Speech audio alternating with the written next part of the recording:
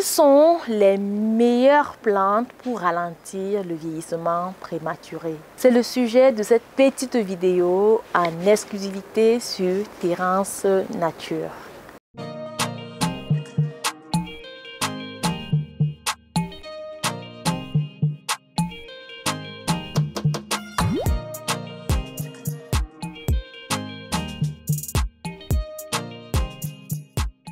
Je m'appelle Terrance et je vous accompagne dans la découverte des plantes médicinales africaines.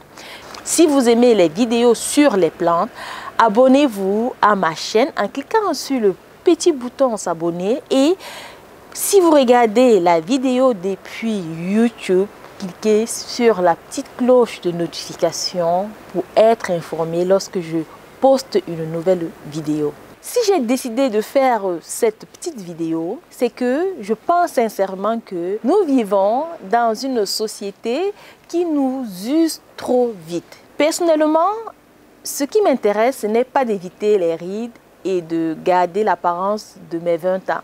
En revanche, ce qui se passe à l'intérieur de mon corps, dans mes organes, dans mes cellules, ça m'intéresse.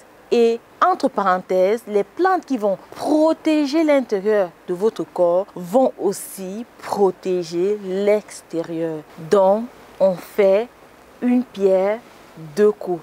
Ok? Tout d'abord, je veux passer en revue les causes principales du vieillissement prématuré aujourd'hui. Ensuite, je vais sélectionner 5 plantes pour être précise, mais je vais vraiment me concentrer sur celles qui nous offrent énormément de potentiel. Si vous connaissez d'autres plantes qui vous viennent en tête, merci de les laisser en commentaire. Quelles sont les causes du vieillissement prématuré? Vous savez, dans nos cellules, vous avez une petite chaudière qui brûle du glucose pour créer de l'énergie. Cette opération génère ce qu'on appelle des radicaux libres, des molécules très réactives qui peuvent endommager vos cellules. En principe, vous avez un système pour capturer ces radicaux libres. La capture se fait grâce à des substances qu'on appelle des antioxydants. Ces antioxydants proviennent de notre nourriture, en particulier des fruits et légumes de saison. La tendance que l'on observe actuellement, c'est une tendance d'appauvrissement de nos fruits et légumes car nos sols sont appauvris. De plus, nous nous faisons bombarder par des substances chimiques et toxiques qui vont provoquer encore plus de stress oxydatif. Et donc, la première question qu'on va se poser est la suivante. Quelles sont les plantes qui peuvent nous apporter une forte quantité d'antioxydants et qui vont compléter l'action des fruits et légumes? Des plantes qui vont agir comme bouclier contre ce stress oxydatif. En général, le processus d'inflammation est fait pour être aigu et de courte durée. Cela fait partie du processus de guérison. C'est important.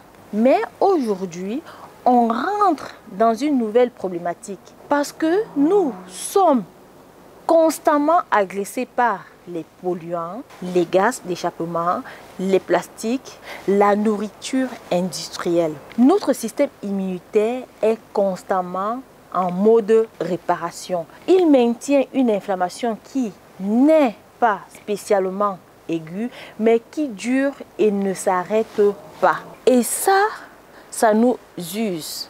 Et ce n'est pas constructif.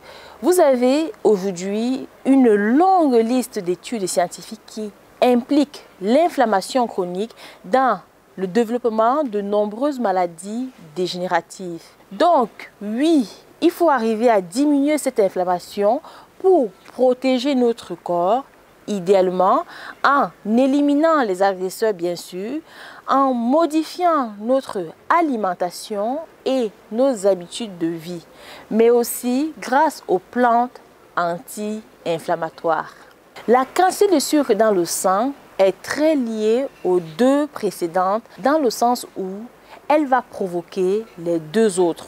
Si vous avez fait un bilan avec votre médecin et que vous avez constaté une glycémie un peu trop élevée, cette partie va vous intéresser. Et aujourd'hui, personne ne nous met en garde. On nous dit que la glycémie à jeun normale, si elle reste en dessous de 1 gramme par litre. Si vous vous souciez de votre longévité, je peux vous dire qu'à 1 gramme par litre, on est loin du taux optimal. Le docteur Joel Kahn, qui est un cardiologue américain qui travaille avec de nombreux diabétiques, nous dit ceci. Une glycémie à jeun idéal est inférieure à 0,85 grammes par litre. Même une petite élévation est associée au développement de problèmes chroniques. Il faut agir sans attendre. Retenez ce chiffre, glycémie à jeun de 0,85 grammes par litre. Ça devrait être notre objectif à tous. Et pour atteindre ce chiffre, l'alimentation est bien évidemment la priorité. Mais certaines plantes peuvent aussi nous aider à atteindre des niveaux plus sains. J'ai fini avec les sources majeures de vieillissement prématuré. Maintenant, je vais tout simplement vous proposer 5 plantes qui sont de puissants antioxydants, qui ont des propriétés anti-inflammatoires et qui régulent la glycémie. La première plante que j'ai choisie, c'est le romarin. C'est une grande plante médicinale et il a plusieurs aspects qui en font un choix incontournable. D'abord, c'est un excellent antioxydant. C'est un excellent anti-inflammatoire aussi.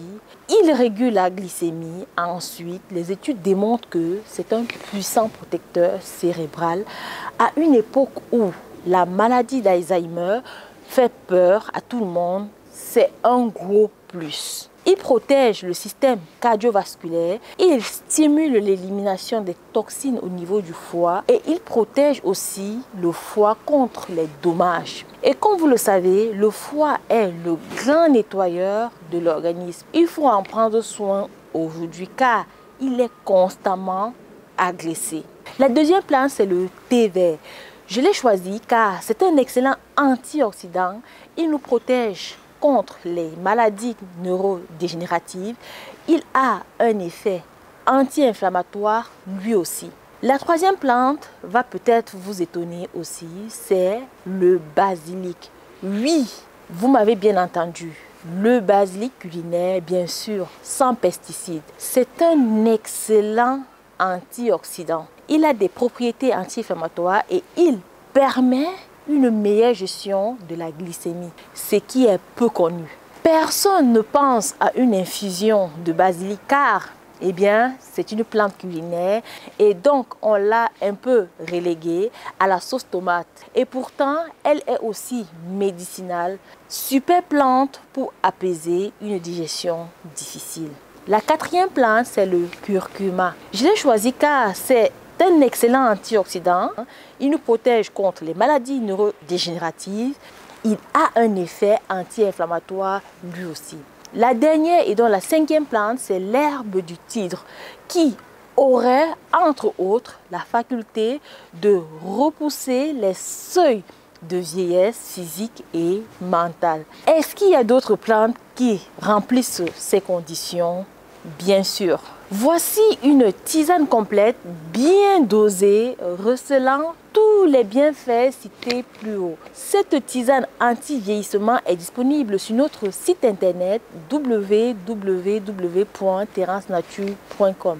Cette tisane est délicieuse et énergisante. Si vous êtes sensible, n'en buvez pas le soir. Et surtout, cela fournit l'effet protecteur que nous recherchons si on boit ce petit mélange régulièrement, plusieurs fois par semaine. Si tu as aimé la vidéo, merci de laisser un gros pouce en l'air et de faire un petit partage. Pourquoi pas si quelqu'un peut en bénéficier autour de toi. C'était Terrance, l'herboriste du bled, au-delà de tout, passionné des plantes. Merci de m'avoir écouté. Sur ce, utilisons le vivant pour soigner le vivant. Longue vie à chacun d'entre vous. Je vous aime.